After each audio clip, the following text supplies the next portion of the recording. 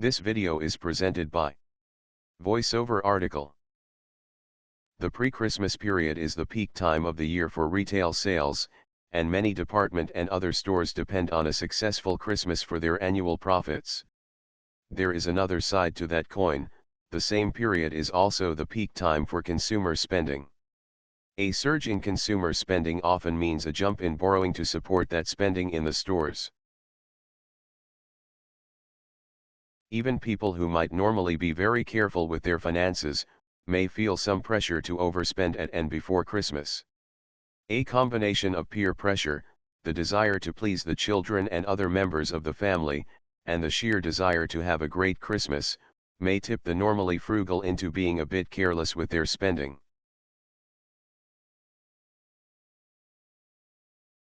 An excess of borrowing can mean later problems for those consumers who really do let their finances get out of hand, and every year tens of thousands of people do. For many, the specter of debt hangs over their Christmas festivities and spoils the party even before they have sat down and fully assessed the damage caused by the pre-Christmas excesses.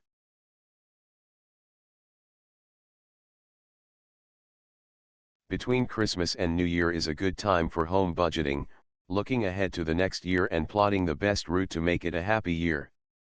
When it comes to your finances, and debt in particular, then the last week of the year is a particularly opportunity to plan, and set a home budget. How to budget for the year ahead. What you have spent over Christmas, whether on credit or out of savings, is a matter of fact. What you already had in outstanding credit and overdue credit, is also a matter of fact. It is important to treat those facts as such, and keep a detached view as you write down your current financial situation. It is all too easy for personal finances to become overbearing because of emotional pressure you may place on yourself.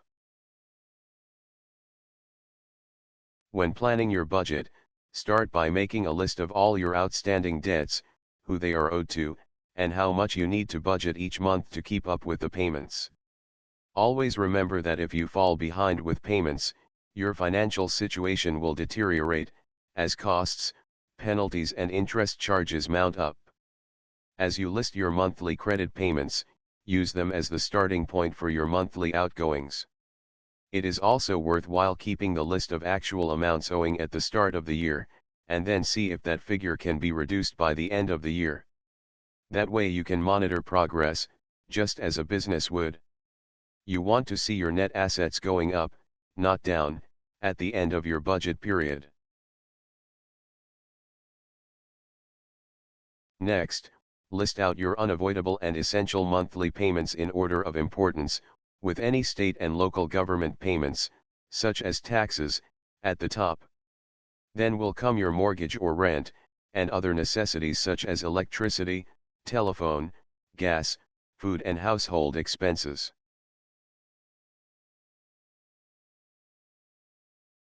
At this stage, work out a subtotal of all the above items, which will be your priority monthly payments. Now is a good time to compare the total you already have with your net monthly income. If they are in balance, then you can make your payments each month, but not have any flexibility or cash for non-essentials and luxuries.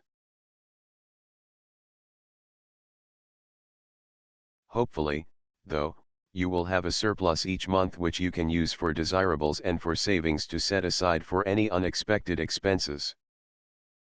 You can then add to your monthly budget by listing those desirables you want to spend money on and how much. You should also aim to build in savings to your budget.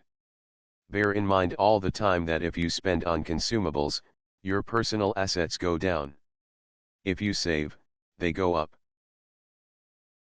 If your spending has really gone over the top of your capabilities to repay on time, then you need to use the budget plan you have come up with as a starting point for seeking debt counseling, or for consolidating some or all of your debts. The important thing, though, whatever the outcome of your home budget exercise, is to keep calm and detached. Discuss with your partner and family all the steps you need to take to get your home finances in order after an extravagant Christmas, and then do your best to carry through your budget plan, preferably setting aside savings along the way to prepare for an interest-free Christmas the following year. This video is presented by VoiceOver article.